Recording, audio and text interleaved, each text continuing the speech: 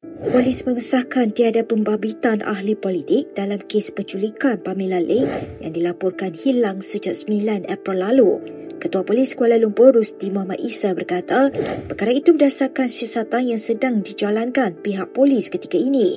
Rusti berkata, keterangan seramai 47 individu telah diambil termasuk anak-anak Pamela Ling dan seorang rakan rapatnya di Singapura. Mengenai dakwaan kemungkinan suami mangsa terlibat, Rusti berkata siasatan masih diteruskan terhadap semua pihak termasuk individu yang rapat dengan wanita terbabit.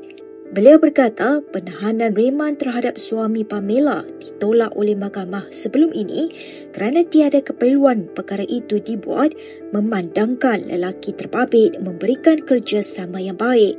Pada 9 April, Pamela, 42 tahun, dilaporkan hilang ketika dalam perjalanan ke pejabat SPRM di Putrajaya dengan menaiki kereta perkhidmatan e-hailing.